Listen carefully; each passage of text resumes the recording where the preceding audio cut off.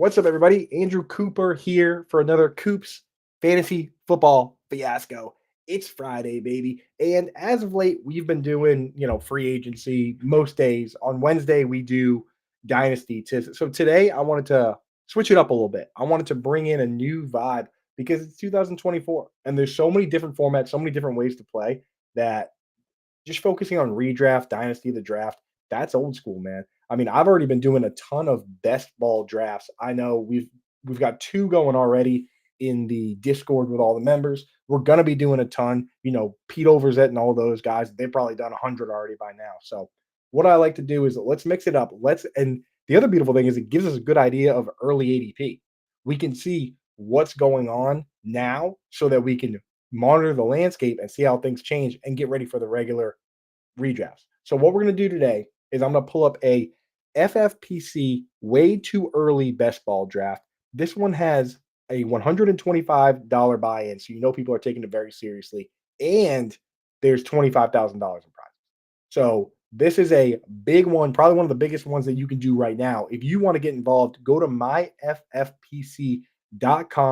use promo code Coop. They'll give you 25 bucks when you deposit 35 or more. Look at that right there. QR code on the screen. Also in the description, you can get set up now with that. And there's big money on the line. And because we've been so plugged in with free agency, we've been so plugged in with the draft, everything, this is where you can take a huge advantage right now and potentially win yourself a ton of money.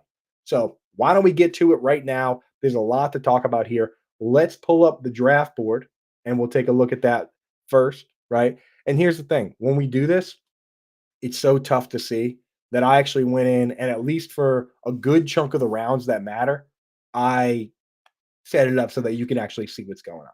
But here's the overall draft board. As you can see, like a lot of the drafts we've been doing so far, there's a ton of yellow up there. That's wide receivers. The green is running backs, yellow is wide receivers, purple is tight ends, and red is quarterbacks. Some quick things on best ball in general before we get too deep into this draft, and especially for FFPC. FFPC is different from some of the other formats because it's tight end premium. So it's full PPR. All the wide receivers and running backs get 1 point. In this one, tight ends get 1.5 points. That's why you see that purple in the top right there at the swing. The guy going double tap, Sam Laporta, Dalton Kincaid. Pretty wild move. I kind of like it. We'll talk about it. But though that's why those tight ends are going so early there. The other things for best ball that are different than some of the other formats for people just getting used to and just hearing about best ball. I know there's a wide variety of people out there. People listening at home, I'm going to go through all these draft picks and let you know where everybody goes. So don't jump out, just because you can't see the board, or you can go to YouTube and watch the board if you want. But for people that don't know, the way best ball works is there's no waivers, there's no trades. You just draft your full team, and then the algorithm during the season slots the players into your lineup with the best performing guys each week going into your lineup. So if you have 8 wide receivers and your top 3 ones all do nothing, but the guys that you drafted like 5, 6, 7 put up 10, 12, 15 points, they automatically go in your lineup. No setting lineups. You don't have to worry about down weeks or bust weeks. So it's a pretty forgiving format. We're coming out with a best ball draft guide this week for you guys. So Fantasy Alarm members are going to get that for free. It's part of the package. We're also going to have it available for people to purchase individually if you're not a Fantasy Alarm member, but you should be a Fantasy Alarm member. There's no better time to get set up with that right now. The giant QR code right there. Go to fantasyalarm.com/win, 40% off the annual membership right now. So you get that guide. I mean, honestly, the guide itself, if you win a contest like this, easily pays for everything, and you don't have to win big prizes. So go get set up with that. But why not, without further ado, get into this best ball draft, and I'll give you some of the the tips and stuff from the guide. The guide is going to have all the basics on best ball. It's going to have all our promo codes for different places to play. It's going to have the different formats for places to play. FFPC, one of my very favorite with the tight end premium. But if you don't like that, there's other options. It's going to have late round picks. I'm going through and I'm doing each strategy and saying, okay, if you end up in a 0 RB or a waiting on quarterback, here are the late round picks for that. It's going to have sleepers. It's going to have busts. It's going to have tiered rankings and full rankings. And it's almost done already. So that'll be up next week for you guys. I see Jack in the chat saying the best ball guide is huge. Jack already a sharp best ball player. Only fantasy I remember besides myself to win two best ball drafts last year, and he's got the crown emoji badge on Discord to prove it. So get involved with us, get going on some best ball, win yourself some crowns, win yourself some bling in the Discord. We're gonna get these fired up very soon. We're gonna do some FFPC for guys like shout out Jerry in Hawaii and Scott Frankel in Vegas. You guys can play in these ones. I checked to make sure. I know you can't play on some of the other formats, so this one's good for you guys. But why don't we get into this, and I'll go through some of the strategy stuff while we do it. Right? Sorry, I'm a little bit sick right now, but we're powering through. It's Friday, which means we do a psycho solo 1 hour show no matter what. So let's get after it. As I mentioned, I put it all together in a format that you can actually see. Too many times I've done, watch shows and it's like this tiny little thing. Sometimes I watch on my phone and I can't see what's going on. So I put this together so you guys can actually see the picks. I use the same color code system they have there. So those listening at home, first round, Christian McCaffrey, CD Lamb, Bijan Robinson, Tyreek Hill, Jamar Chase, Brees Hall are the first six there. And to me, no surprises. I have no problem at all with those picks. You might be surprised at the names you didn't hear, Justin Jefferson. But the reality is, at this very moment, we don't know if they're going to trade up and draft a quarterback. We don't know if Sam Darnold's going to be the quarterback. They came out and said we're preparing to start Sam Darnold, which I actually kind of like Sam Darnold. But there's a big difference between actually kind of like and a guy like Kirk Cousins that has averaged 267 passing yards per game since he's been the starter. That's top five among quarterbacks. It's slightly more than Matthew Stafford. Matthew Stafford, gunslinger, Kirk Cousins, also gunslinger. I mean, this guy, when you compare those two players from 2015 to now, which is when Cousins became the starter, Cousins, 267 pass yards per game, Stafford 266. Cousins 1.85 touchdowns per game. Stafford 1.75. And you might say, "Oh, Justin Jefferson, blah blah." That includes for Kirk Cousins 2 years where 3 years where he was a quarterback for the Commanders, and 2 years on the Vikings when he didn't have Justin Jefferson. This guy can huck it, chuck it football. So losing him at quarterback, that's why Jefferson is not going top six. I'm not necessarily sure. I think I probably would still take him at 7. So here are the next picks coming up. Justin Jefferson at 7, Amon-Ra St. Brown, Jahmyr Gibbs, A.J. Brown, Puka Nacua, Sam Laporta. That's your back end first round here. Again, not a lot of surprises in this first round. You might, if you haven't been paying attention and plugged into these, you might say Puka Nacua. What? That's where he goes. That's where he actually goes even earlier at times at 8, 9, 10. For me personally, I actually don't necessarily like taking him there. Jack, I did mention that it's tight end premium. Maybe you came in a little late, but just so everybody knows, when you see the purple up there, those are tight ends.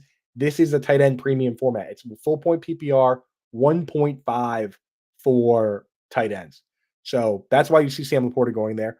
Of these, there's no pick here where I say, oh my God, that's terrible. But I personally am not huge on taking Puka Nacua just because sometimes you have an adjustment period where teams now have tape on these guys, they have film on these guys, and you see a little sophomore slump. Not to mention Cooper Kupp was a little banged up this year. I'd rather wait and take Cooper Kupp.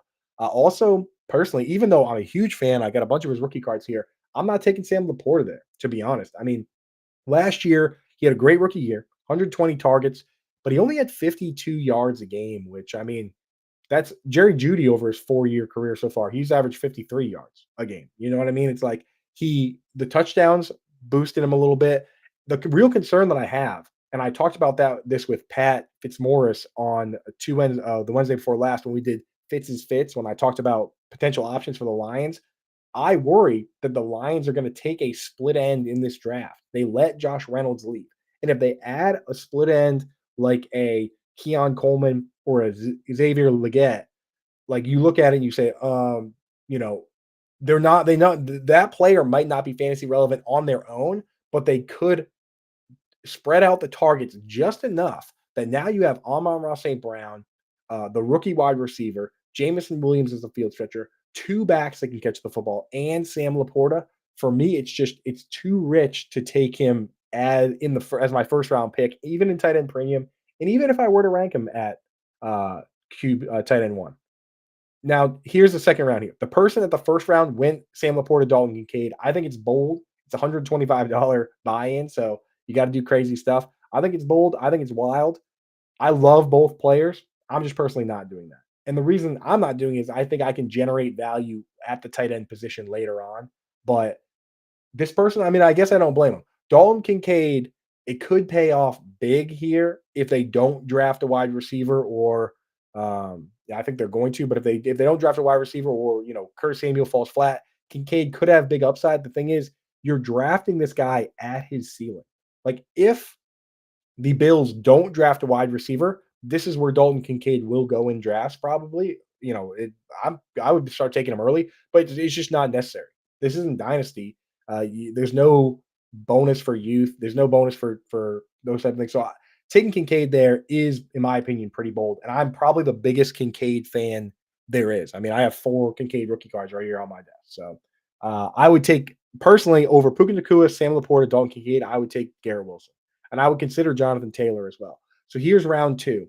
Dalton Kincaid, Garrett Wilson, Jonathan Taylor, Kyron Williams, Trey McBride, right? So of that crew, I'm not taking Kincaid. I like Wilson. I like Jonathan Taylor. I'm a little worried they add a pass catching back. So I'm not huge on Kyron Williams there either. For me, the way I look at it is before the draft, I'm not taking Kyron Williams there because I'm worried they had a pass catching back. If they go through the draft and don't take a pass catching back, then I'll absolutely take Kyron Williams there. In fact, I would take Kyron Williams ahead of Puka Nacua and Sam Laporta if that were the case. It's just there's no for me. I look at some of these guys and they're locked in. There's nothing that's going to push AJ Brown or Garrett Wilson out of that number 1 chair at this stage. But with some of these guys, Sam Laporta, Kyron Williams, there are things that could affect their value in the draft. I'm just not going to spend up on risks like that. I'll take risks like that later. So that's where I'm at. Trey McBride for me, I do like that pick, especially in full PPR because once Zach Ertz went down last year, week 7, Trey McBride had the second most targets of any tight end in the league, only behind Evan Engram. And Evan Engram, we saw Christian Kirk go down. Evan Engram had the 4th most targets in the league of any player, the 4th most receptions, too, 19 more receptions than any other player. So for Trey McBride to be in the same breath as Evan Engram in that sense, you got to love Trey McBride. And they just let Marquise Brown walk to the Chiefs. They traded Rondale Moore to the Falcons. Trey McBride, even if they draft Marvin Harrison Jr., he's probably easily a top 2 target on the team. So I don't mind that pick, to be honest. I like the Saquon Barkley pick. In full PPR, I'm not taking Derrick Henry where he went here. So the next 6 picks are Derrick Henry, Travis Kelce, Travis Etienne, Devon Achane, Nico Collins, and Drake London. That rounds out the second round for those listening at home. And I'll tell you, Derrick Henry, I like the idea. I think it's as good of a landing spot as you could get for this player. It's just that in a full PPR format, it's not the guy I'm taking. Not with Lamar Jackson as the quarterback. He doesn't dump it down much already. Todd Monken calls some screens, but I mean, you just can't bank on screens getting you up to the level of receptions that a guy like Brees Hall or Jahmyr Gibbs might get, or even some of these next guys like Travis Etienne and Devon Achane. No problem with the Etienne pick. Achane is an upside play. They did just extend Raheem Mostert, so he's not going anywhere. But again, if Mostert goes down and he's been injured multiple times, he's 30 years old.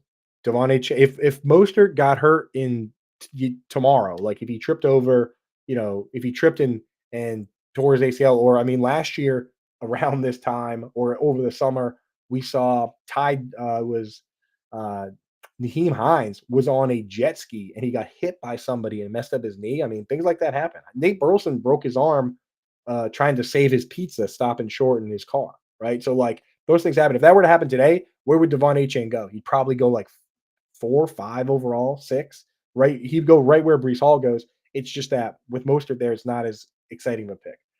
This draft was done before good point, Ethan, in the chat. I said he was 31. Ethan points out in the chat, Mostert turns 32 this week. So, I mean, 32-year-old running back, it's scary. It's scary. But, I mean, Mostert's a good player too, especially for this format where, uh, again, big plays and explosive players, you get an advantage with those guys here because you get all the good without the bad. Like, Devon Achane has a bad game, you're not responsible for that. He just goes to your bench and somebody else slots in your lineup, it's automatic. Like you don't have to worry about starting these guys or deciding it, so it's not bad for him. This draft was done a couple days ago. I think it was I got it from Eric Bachman over at FFPC. I was like, send me one of those high stakes best ball drafts. We're going to take a peek at it. And he sent me this one over. It was from a couple days ago. That's why Nico Collins went here. You can't draft Nico Collins there. And I'll tell you this, though, I still like Nico Collins because I think Tank Dell ends up being the odd man out in two wide receiver sets. You're going to have, here's what they're going to do. They're going to take Stephon Diggs and they're going to use him the way teams use Cooper Cup, CD Lamb, Chris Godwin. What I mean by that is when there's three wide receivers on the field, they're going to put them in the slot to get an advantage. CD Lamb plays a ton of slot snaps. He is, and so does Cooper Cup, so does Chris Godwin. They're like essentially primarily slot guys. Keenan Allen as well in three wide receiver sets. Then in two wide receiver sets, they stay on the field. They just move outside the flanker. Opposite them is usually a big split end, which is why Nico Collins is going to stay out there. If you're the Texans and you get down to the goal line and you are deciding who's going to stay out there when you bring in a fullback and they use Andrew Beck on 10 to 20% of the snaps in most games, sometimes more, and especially in the goal line, you do that, or two tight ends, who are you going to take out? Are you going to take out the 6'4" Nico Collins, or are you going to bring out the 5'10", 165-pound Tank Dell, who actually got hurt in goal line last year? It's Tank Dell that's coming out. So Nico Collins and Stephon Diggs stay there. I just wouldn't take Nico there now that Stephon Diggs is in town. Drake London is a player that I love ending this round. And before we move on to the next slide, Drake London has been playing on hard mode, right? He has had terrible quality of targets the last 2 years coming from Desmond Ridder and this crowd. Even then, he led the league in contested catches with 17. That's how he got to 900 yards, is he was fighting and scrapping with poorly thrown balls to make things happen. Led the league in contested catches on tough thrown passes. So him with Kirk Cousins coming in, it's wheels up, man. It's wheels up for Drake London. It's wheels up for Kyle Pitts. So let's move on to the next rounds here. Round 3, we have the first pick, Marvin Harrison Jr., the rookie. I mean, honestly, I don't mind it at all. But let me go through. Sorry, it's Mark Andrews, Marvin Harrison Jr., Josh Allen, Devontae Adams, Josh Jacobs, Chris Olave. That's the next 6 guys off the board. Mark Andrews, love that pick. Honestly, if in a format like this and just in general for this season, I don't see why Mark Andrews isn't in the conversation to be the tight end one, right? Like, what has changed for Mark Andrews from when he was performing at a tight end one caliber level? Lamar Jackson's still there. Zay Flowers and Rashad Bateman are there. They didn't add anybody major. In fact, Odell Beckham Jr. is probably not going to be back. So it's pretty much the same situation that we liked. I don't get why Mark Andrews now is the tight end, 5 off the board here? Crazy to me. Mark Andrews should be going a lot earlier than this in a format like this. That's a fantastic pick for the guy that got Mark Andrews there. The guy took Drake London and Mark Andrews. So that's automatic. That team right there is already one of my favorite teams, right? Marvin Harrison Jr., you got to speculate in these. So good for that pick, though.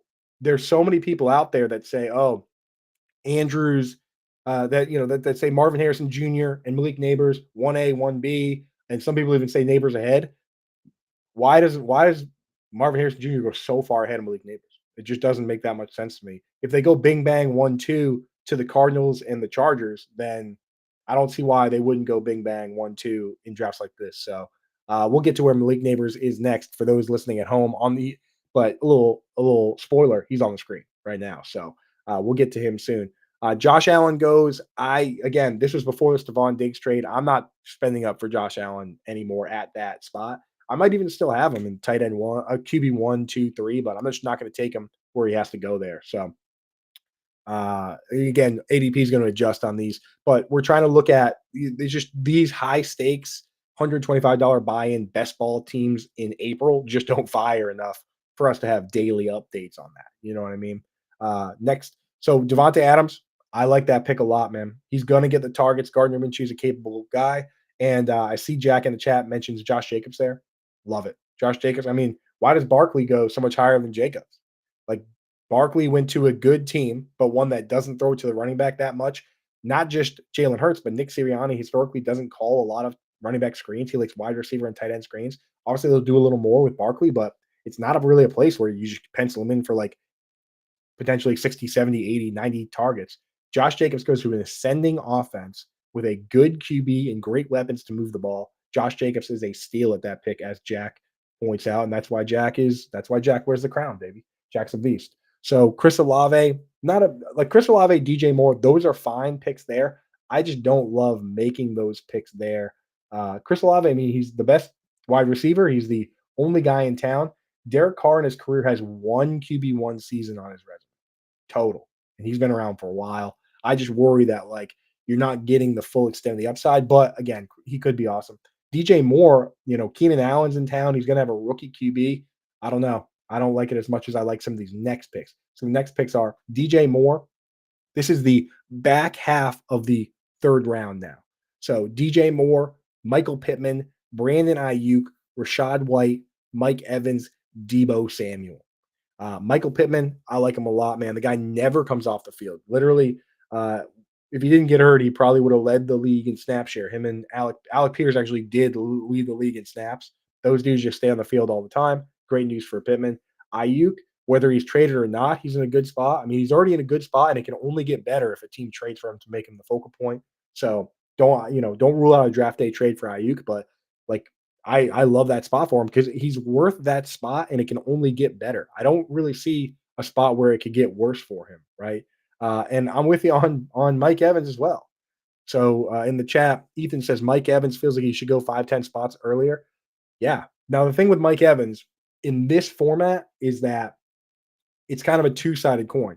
One is that he's very consistently gets you 1,000 yards, and again, he had 13 touchdowns last year, which ties his career high. But he's not really a guy that's just going to have like 1,500, 1,600 yards the way like a Devontae Adams or even a DJ Moore did last year or some of these other guys. That's the kind of the the conservativeness of Mike Evans. But he's also a guy that fits this format because some weeks against like Marshawn Lattimore he disappears and we don't get those down weeks, and then some weeks he comes out and has 130 yards and 3 touchdowns, and we get all those. So he kind of is a best ball guy. I would take Evans ahead of Olave, ahead of DJ Moore. So to give you that perspective, Debo Samuel is a great best ball player as well. Again, you guys know from me and John and Pemba and all the stuff we do that we don't draft a lot of Debo Samuel in leagues where you set lineups because he's so unpredictable. It's so difficult to sit back and say, hey, I bet Debo Samuel has a rushing touchdown today. But that's where he comes out and gives you that crazy value that adds up at the end of the year and gives him, a floor for his season ending finish, not a weekly floor, right? But the thing is, in any given week, you try to go like, to DraftKings or whatever and try and bet that he's going to have a rushing touchdown. Good luck with that because he's going to have them, but nobody knows when. In best ball, it doesn't matter. So you get all that. So I like Debo Samuel a lot better in best ball. He is a best ball guy, right? And we'll separate who is and who isn't. Uh, start of next round, round 4. You've got Malik Neighbors, James Cook, Stephon Diggs, Rashi Rice, DK Metcalf, Jalen Waddle. And in my opinion, there's not really a bad pick in this bunch. Marvin Harrison goes at 26. Malik Neighbors goes at 37. Give me Malik Neighbors because we don't know the landing spots. We don't know who goes first. We don't know who's going to do what. Not a problem. Like I'm down to wait. If they go next to each other, if it was 26 and 27, I would take Marvin Harrison Jr. But if it's 26 and 37, give me the discount on Neighbors. So that's where I'm living right now. James Cook, I am a little worried because they have gone out and like just look at what they've kind of shown us what they've wanted to do and what they've tried to do. James Cook is a smaller back. He's a good pass catching back. They've brought in Damian Harris. They've brought in Latavius Murray. They've brought in Leonard Fournette. They are trying to acquire a bruiser. James Cook has benefited from them whiffing on all those guys and them not really panning out. Damian Harris even going to retire, but that doesn't mean they're going to stop doing that. They only have 3 running backs on the depth chart right now. I am concerned that they're going to add a bruising running back in the draft, like a Braylon, like a I totally blank, but Braylon Allen, that a bruiser back like him could come in and be problematic for James Cook. The other thing that's a little problem from that I think, and people on Reddit are like, no, he's fine, it doesn't matter. But running is the luxury of the winning team. And moving the football requires good pass catchers and it requires first downs. Stephon Diggs by himself last year had 58 first downs and 160 targets. So if James, if nobody steps up and it helps them move the ball there, it could just mean less rushing opportunities, less touchdown opportunities. Not to mention, Josh Allen took 15 touchdowns himself rushing, and James Cook only had two. So for me, James Cook actually, I think I lied a little bit when I said I like all these picks. I wouldn't pick James Cook there, and that's just uh, a personal opinion on what I think happens in the draft. And yes, everyone in the chat, I appreciate you guys. Braylon Allen was the name there. So Stephon Diggs, again, he got traded after this draft, but I don't mind the pick there. He's going. They traded for him for a reason. They're going to make him a focal point. Rashi Rice at 40. This was done uh, after the news. Otherwise, he had been going earlier.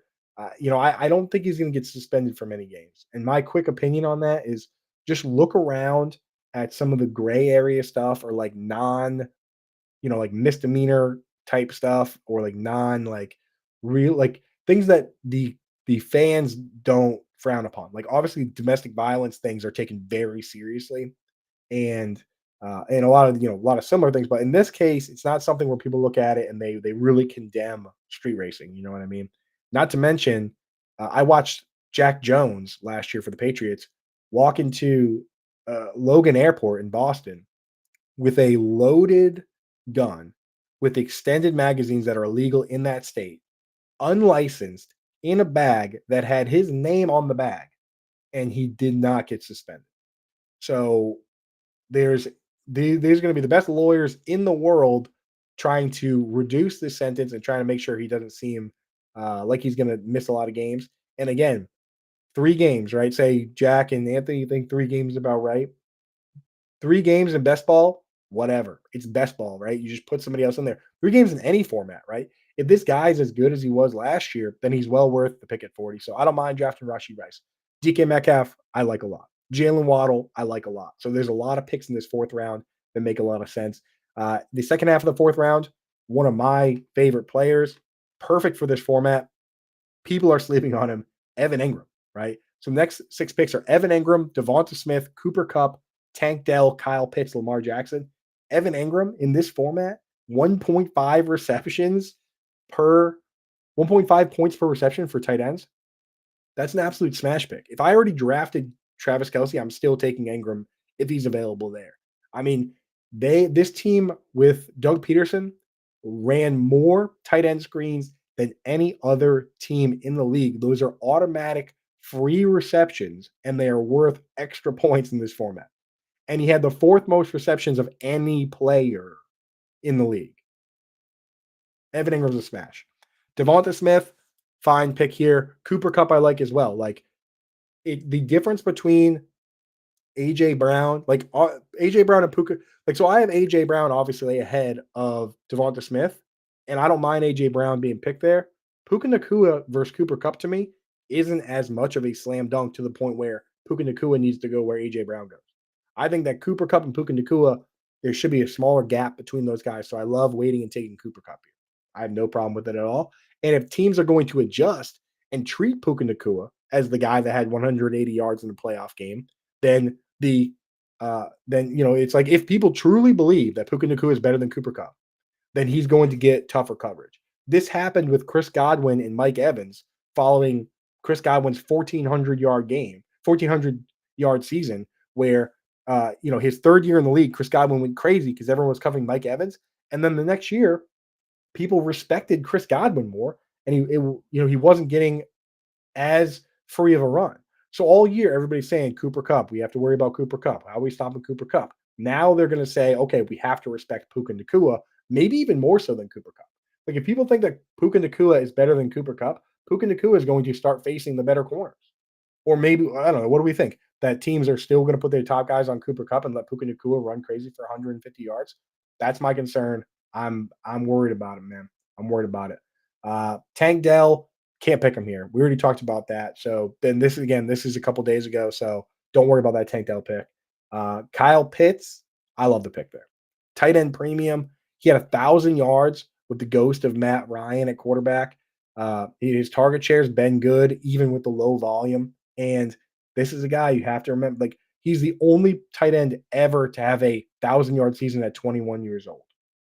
The two guys to have one at 22 are Rob Gronkowski and Mike Ditka, literal god legends. After that, guys like Travis Kelce hit his first 1,000 yard season at 27. Zach Ertz had his only 1,000 yard season at 28. Kyle Pitts has legendary upside, especially in a format like this. I love the Kyle Pitts pick. I love the Evan Ingram pick. And that's why, even though Sam Laporta and Dalton Kincaid are my babies, and I practically invented them, I'm not taking them at the 1-2 swing like they went in this draft. I'll wait and I'll take Evan Ingram and Kyle Pitts. And I'll also take Lamar Jackson there, just a tremendous value for Lamar Jackson. I mean, like, the after the Stephon Diggs trade, why do we take Josh Allen that far ahead of Lamar Jackson? I don't know. I don't think it happens. This was before this draft was done before. For those just joining us or popping in, here's what we're doing today. We are looking at an FFPC $125 buy-in, way too early best ball draft where you can win a cool $25,000 worth of prizes. Here's the overall board right here, but I went through and I cleaned it up so you can actually see what the heck is going on. I mean, some of you guys might be looking at watching on desktop or you have laser hawk eyes, but I cleaned it up so you can see what's going on. Go to the YouTube channel if you're listening now, or I'm reading all the picks anyway. But what you need to do is go to myffpc.com, use promo code Coop. They'll give you 25 bucks when you deposit 35 or more. The QR code's on the screen. The link is in the description. Get set up now. They'll give you 25 bucks when you deposit $35 or more. You can get in these drafts now and take advantage of all the information we've been sharing about free agency and the draft and everything in advance and get all these players before it's cool, right? Like the hipster move. I don't care about being first on Twitter. I don't care about being different on Twitter. What I care about is being right. When it comes to best ball drafts, that's where I care about being first. That's where I care about being different.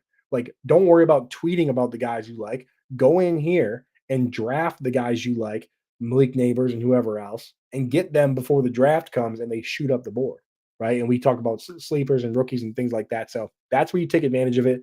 Go to myffpc.com, use promo code Coop. They'll give you 25 bucks when you deposit $35 or more. So that's where we're at, guys. We just went through 4 rounds, right? So, and here's something I want to talk to you guys. I'm going to talk about in the draft guide. We have a best ball draft guide coming out on Fantasy Alarm. It's going to have all my rankings, all my thoughts in it.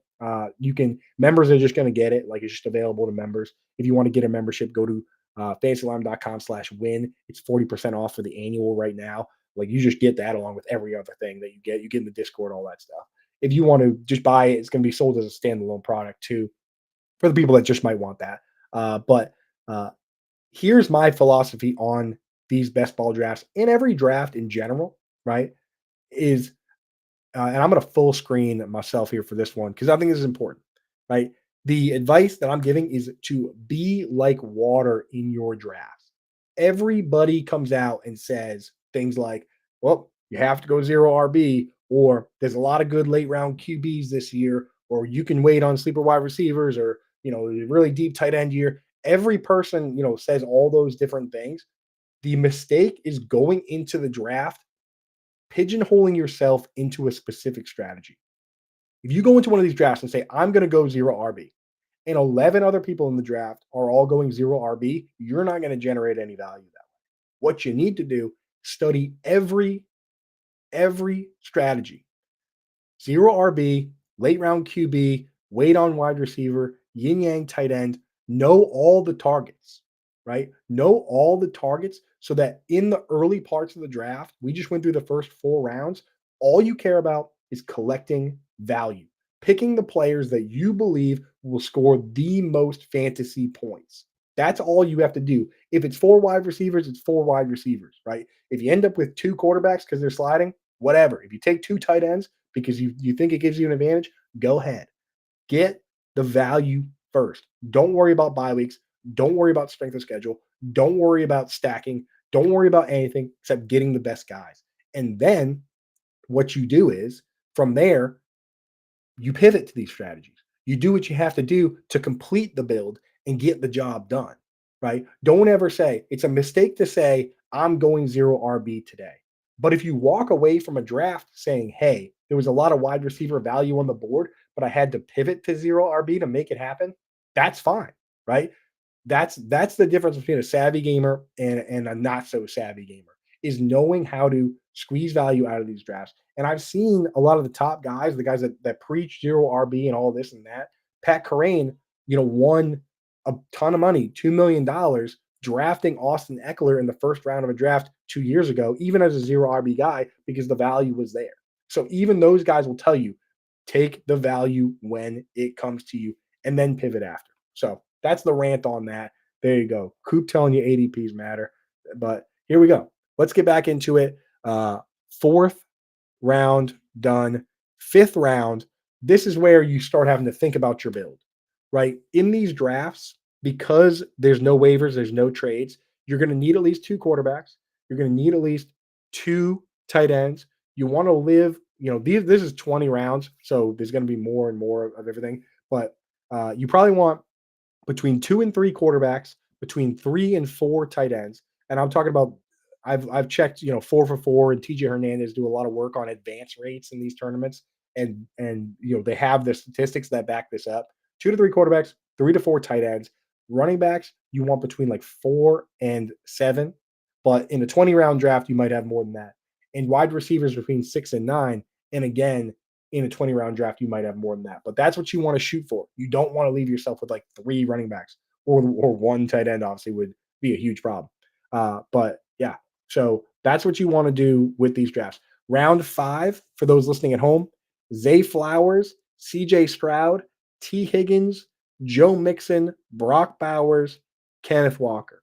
Those are the first 6 picks of round 5.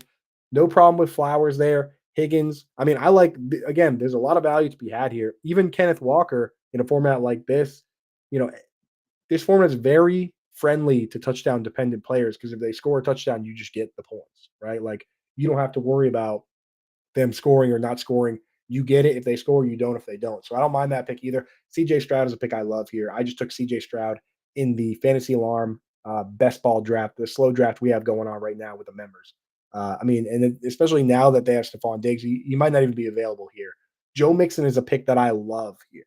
Love. So I like a lot of these picks. I love the Joe Mixon pick because he went to a team that obviously just, added Stephon Diggs. They're going to be able to move the football. The format works amazingly for him. It's a zone scheme. They have Laramie Tunsil, who is a Pro Bowl caliber left tackle. They have a fullback in Andrew Beck, which is the offense the 49ers and Dolphins run.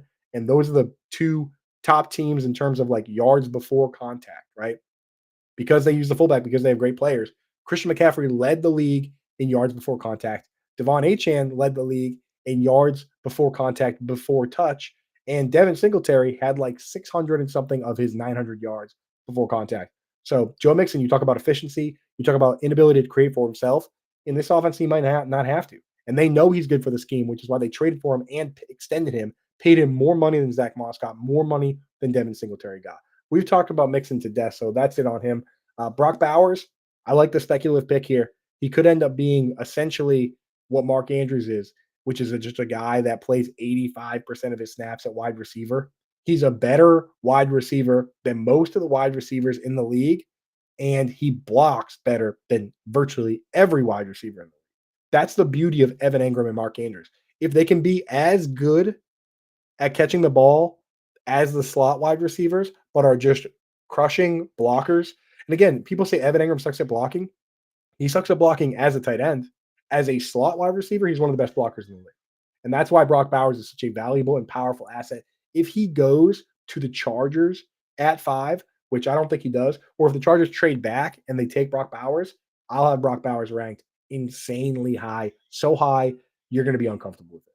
But we'll have to see how everything shakes out.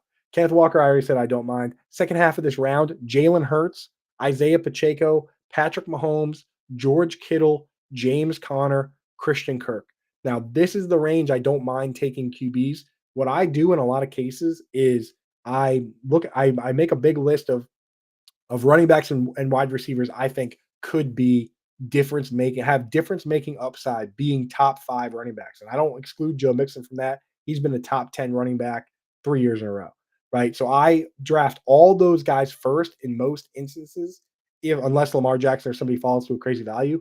And then when those guys are gone and I feel like the running backs and wide receivers are boring, then I'll say, okay, I'll just take my quarterback here. There are so many good quarterbacks that it's not hard. Patrick Mahomes going 57. He's been a QB1 in fantasy every single year he's been in, right? Essentially.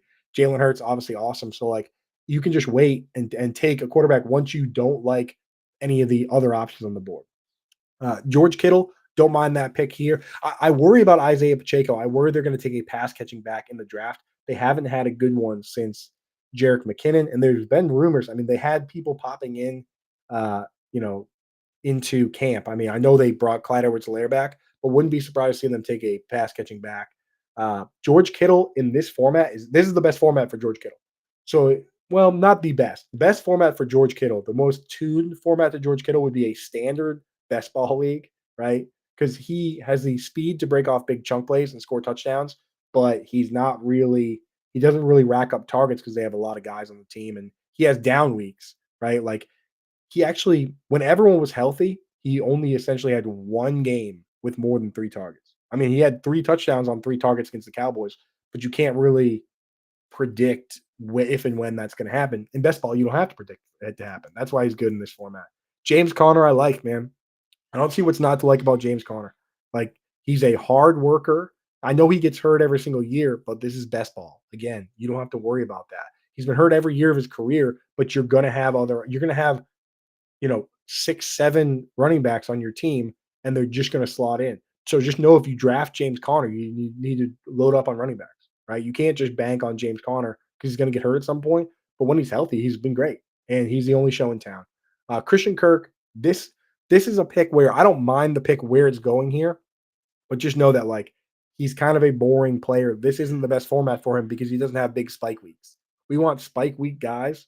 Christian Kirk is more of like a smooth and steady guy. If you are weak at wide receiver, though, it's good to have those guys that you can count on to give you a floor. You just don't want to have too many of them.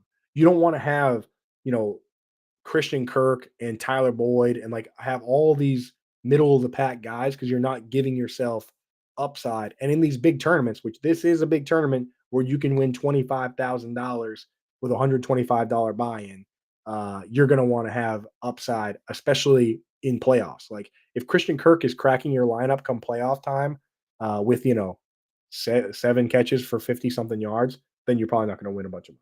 So just keep that in mind in the tournaments with guys like Christian Kirk. Round 6, first few picks here: Alvin Kamara, Aaron Jones, Anthony Richardson, Keenan Allen, George Pickens, Rome Odunze. There's not one bad pick in this bunch here. Aaron Jones, I worry about. Alvin Kamara was an RB1 last year. Let's get that out of the way. He was like RB11. So I think he's going to be just fine again. Anthony Richardson, I love him. Keenan Allen, I don't see why DJ Moore goes a million rounds ahead of Keenan Allen. Neither one of these guys played with Caleb Williams before. One of them is a veteran. One of them has a history of success. So I don't know. George Pickens after the Deontay Johnson trade, I do like. I didn't like him as much before. Roman Dunze, again, he shouldn't be going this far behind Malik Neighbors. And Malik Neighbors shouldn't be going that far behind Marvin Harrison Jr. That's the only thing stopping me from really taking Marvin Harrison Jr. where he goes is that these guys, we don't know the landing spots, could have just as much upside, you know. And Aaron Jones, again, like he could get a ton of targets on that offense. I just worry about the quarterback in the situation. So I don't really go out of my way to draft Aaron Jones. Amari Cooper. So for those at home, next 6 picks: Amari Cooper, Ramondre Stevenson, Marquise Brown, Calvin Ridley, David Montgomery, Terry McLaurin. Amari Cooper, I love. That's of this crew, that's the guy I want most. He's the number 1 target for Deshaun Watson. Deshaun Watson, say what you will about the off-field business, but if you take all quarterbacks of all time in fantasy football and sort them by fantasy points per game, Deshaun Watson is 3. Patrick Mahomes is 1, and Josh Allen is 2, and Deshaun Watson is 3. So Amari Cooper is in a position, if Deshaun Watson comes out and plays well, to have a monster season and be a really good player. Ramondre Stevenson, again, you got to bank on the Patriots being a decent team, and you have to bank on them not using Antonio Gibson to be a pass catching back as much. You have to hope that they signed him to that contract because they knew that the kickoff rules were coming down the pipe, that they were going to do the XFL kickoff, where Antonio Gibson is going to be a big weapon in that because he's already good on kickoffs. But that might be the best setup for a guy like that. But I don't know. I worry about him. Even as a Patriots fan, I don't know if I'm making that pick. Marquise Brown, I love that pick. He's going to that team on a 1 year, $7 million deal, a prove it deal where he's trying to make a big, just stay healthy and he's going to be padding his stats because he wants to get paid big money next year. It's a prove it deal. So Marquise Brown on the Chiefs, 1 year, 7 million. Give me all the Marquise Brown. Calvin Ridley, again, if you're a Will Levis fan, go for it. But I'm not quite there. David Montgomery, he's going to score a lot of touchdowns. I think that's a great pick. And then Terry McLaurin, again, if you truly believe that a rookie QB can come in and elevate this team, a Drake May or Jaden Daniels or JJ McCarthy or whoever, pick your flavor, then you might be in on Terry McLaurin. He's been good with bad QB, so it's not really a bad pick for him either. We got about 15 or so minutes left, so let me try and get through 10 rounds as quick as possible. I'm not going to hit on every single player here, but I'm just going to point out some picks I like and don't like. Round 7, Jaden Reed, DeAndre Swift, Deontay Johnson, Tony Pollard, Najee Harris, Joe Burrow, right? So in this group, I don't love, and again, Jaden Reed's a guy I like in Dynasty, but in best ball, don't love the pick here because he's not I think it's going to be Christian Watson and Romeo Dubs playing a ton of snaps. This team has to find snaps for Christian Watson, Romeo Dubs, Jaden Reed, Dontavian Wicks, Luke Musgrave, and Tucker Kraft. It's too crowded to have one guy just get 150 targets, in my opinion. So don't love that pick there. DeAndre Swift, don't really love that pick either, coming in, working with a rookie QB, especially since they all have mobility. Deontay Johnson, I do like that pick a lot there. He can get a lot of targets. Tony Pollard, I like. Najee Harris, not bad either. I mean, you sort the last 3 years, the leaders in rushing yards, Najee Harris is like 4th on that list. Like, he could be just fine. Jalen Warren is scaring people away from the possibility that Najee Harris with Russell Wilson has a great year. So I don't mind that. Joe Burrow, I'm probably not taking a lot of him because I like Kyler Murray, who goes in this next bunch. So next 6 guys: David Njoku, Kyler Murray, Jake Ferguson, Chris Godwin, Dallas Goedert, Raheem Mostert. I will not likely be drafting any of these tight ends because I want my tight ends to be a top 2 target on the team. Right? Jake Ferguson, I'm worried if the Cowboys don't draft a wide receiver, then the pitchforks will be out. Cowboys need to draft a wide receiver and a running back. If they don't draft a wide receiver, then Jake Ferguson and I will be drafting. But I just expect them to draft a wide receiver. David Njoku, they just traded for Jerry Jeudy. Dallas Goedert's behind A.J. Brown and Devonta Smith. Again, it's best ball, but Dallas Goedert's not a red zone target. You think he is, but he has not had more than 5 red zone targets in a season since Carson Wentz. So Dallas Goedert, I just don't love. He needs somebody to get hurt. So yeah.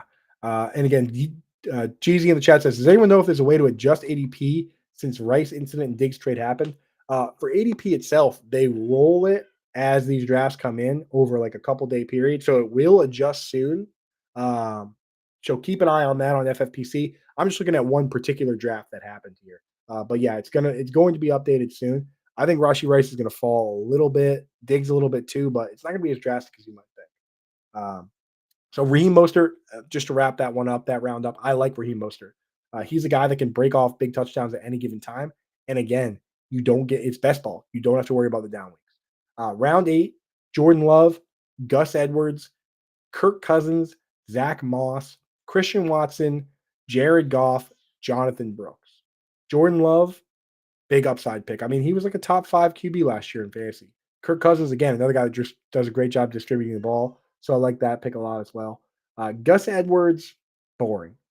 If you're going 0 RB, that's the kind of pick you got to make to give yourself a floor. He's he's working with Greg Roman again. He's working with Jim Harbaugh and, the ground pound, rough and tumble physical football. So he's going to fit in really well over there, but he's probably going to be the same Gus Edwards that we saw with Greg Roman. So I don't think all of a sudden he's just going to be a guy that is like lighting it up. Zach Moss, though, you never know. Like Zach Moss, he could just be way better than Chase Brown. He looked good on the Colts. Zach Moss, I don't mind that pick there at all. I actually quite like it. Christian Watson's another pick that I like. He's not only a guy that every time he was healthy last year, which is a big caveat, he led the team in snaps. He led the team in target share. He is capable of breaking off monster touchdowns, which is great in best ball. So, I don't mind Christian Watson there one bit. Jared Goff, safe quarterback. You got to draft two at least. So he's not too bad there. And then Jonathan Brooks, man, I'll tell you this right now. My narrative on Jonathan Brooks is this. I think he's the best running back in the class. If he didn't tear his ACL, he would have continued to be the number one running back for most people.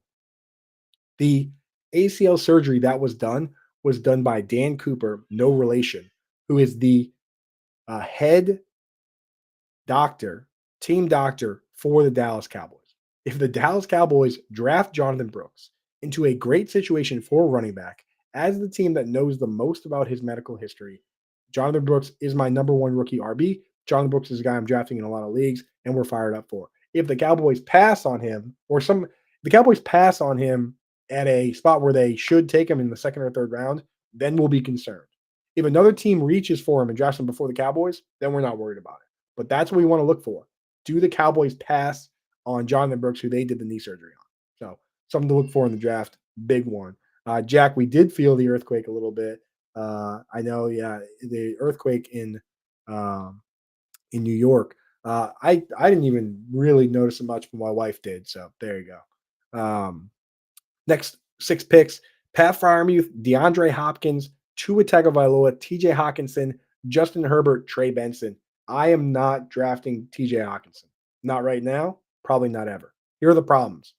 Number one, he was already in a battle to be a top two target on the team because they have Justin Jefferson and because Jordan Addison is an ascending talent. That would have been a problem if Kirk Cousins was the quarterback.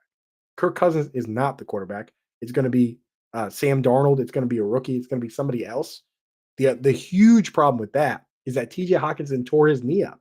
So everybody else is already catching passes from Sam Darnold, right? Like Justin Jefferson, Jordan Addison, they're hanging out, catching balls, getting to know each other, eating breakfast together. And if they bring in a rookie QB, it's going to be the same thing. Hawkinson's not going to be able to get back on the field because of how late his injury was until sometime this summer. So he's going to need to build a lot of rapport really quickly with whoever the quarterback is. I don't trust it. I don't like it. So I'm not taking Hawkinson there. Fryermuth, I am taking in this range. I'm taking him ahead of Hawkinson because Fryermuth has always been good. He's never been bad. He's just had a bad quarterback. And Deontay Johnson was getting 9 targets a game over the last 4 years. So give me Fryermuth in that spot. Uh, Absolutely, man. Like he's a top 2 target now with George Pickens, in my opinion, with a better quarterback. DeAndre Hopkins, don't mind that pick. Tua, we like that pick as well. Trey Benson, again, at a certain point, if you don't like the running backs, just start taking stabs on rookies. Rookies is one of the biggest advantages you can get in these formats. So don't mind the Trey Benson pick there. Let's wrap up the next 2 rounds quick. That'll get us through 10 rounds, and we'll get you guys out of here. How's that sound? Round 9, Chase Brown, Michael Mayer, Zach Charbonnet, Jamison Williams, Trevor Lawrence, Jackson Smith and Jigba, Caleb Williams, Chuba Hubbard, Nick Chubb, Cole Kmet, Xavier Worthy, Curtis Samuel. Picks I don't like, not taking Michael Mayer there. I'm not taking Cole Kmet there, right? I just don't see the upside case for those players. I think there's other guys going later that have a similar upside because they're both buried behind wide receivers. There's no way Cole Kmet might not even he might have fewer targets than Gerald Everett. Shane Waldron likes to mix and match tight ends. That's what he did in Seattle. And the first thing he did was bring in a guy he played with in Seattle and Gerald Everett. Not to mention they have DJ Moore and they have Keenan Allen. Not a good spot for Cole Kmet. Michael Mayer, again, also buried. Chase Brown, I don't mind that pick. And same with Zach Charbonnet. These are guys that are going to have a role of their own. And they could also, if there's an injury to Kenneth Walker, have big-time upside. Jamison Williams as a field stretcher I like. Jackson Smith and Jigba I like in Dynasty, but I don't really like in best ball. He needs an injury. Like you're basically drafting handcuffs at this stage or handcuff pluses, but I don't know, man. I think he's a good player. Maybe he ascends, but right now I'm not taking him at that spot. Chuba Hubbard, don't mind that pick at all. Could be a starting running back for a revamped team that just spent a lot of money on 2 guards. And Xavier Worthy, if you're going to draft him, the speedster, best ball is the way to do it. Because if he breaks off a couple really long touchdowns, you get those points. If he has a couple of games where he doesn't do anything, you don't have to worry about it. It's best ball. Last round we're going to talk about on the show, round 10, Romeo Dubs, Jaden Daniels, Mike Williams, Cade Auden, Blake Corum, Jalen Wright, Adonai Mitchell, Jerome Ford, Devin Singletary, Cortland Sutton, Kendre Miller, Luke Musgrave. Romeo Dubs, love that pick. I think he's going to be a potential top 2 target with Christian Watson on the team. Jaden Daniels, why not take shots on mobile QBs? Jaden Daniels and Drake May. I love those picks as well. Mike Williams, again, we have to check on his health, but I don't mind that pick. Blake Corum, Jalen Wright, like this is where you got to take shots on these rookie running backs. Although I do like Devin Singletary as the starting running back for the Giants. So I probably would take Singletary before I start taking stabs on rookie running backs. Jerome Ford and Kendre Miller, not that interested because Kendre Miller didn't really do anything last year, and Alvin Kamara is still there. And Jerome Ford, they brought in Donta Foreman, who could steal some goal line work, and Nick Chubb is expected back at some point, so don't love that. Luke Musgrave is a pick I like a lot. You can check my Twitter at Coop Fiasco, where I just broke down why I think it's Luke Musgrave over Tucker Kraft all day long. I think it's a smart pick. Cortland Sutton's going to lead his team in targets most likely. So that's 10 rounds of this draft. I'll post the draft in our Discord in the best ball draft. If you want to see the rest of the picks here, see how the team shook out, definitely go to my FFPC now. Hold on, let me get this down while we talk about this. Boom. There we go. Go over to myffpc.com if you want to take advantage of everything we talked about on today's show, all the strategies, all the sleepers, everything that we're going to have in the best ball guide at Fantasy Alarm that will be available soon. You can go to myffpc.com, use promo code Coop. They'll give you $25 when you deposit $35 or more. This contest here, $125 we talked about, you can win $25,000 in prizes. Ooh, lad. If you're ahead of the game, and we've been talking about free agency, we've been talking about the draft, we are ahead of the game. So you can go ahead and take advantage of that now. And make sure you're set up as a Fantasy Alarm member. You get the draft guide for best ball and all the draft guides for every sport. As part of that, if you're an all-pro member, go to fantasyalarm.com/win, and it's 40% off for the annual membership right now. You can get set up, and you can just directly ask me questions in the Discord. I'm hanging out there. I'm going through with our guy Mile High Luke. We're working on a draft that he's doing right now, and you can throw questions at me whenever. I'm hanging out. So that's going to be it for the show today. Thank you everybody that popped into the chat.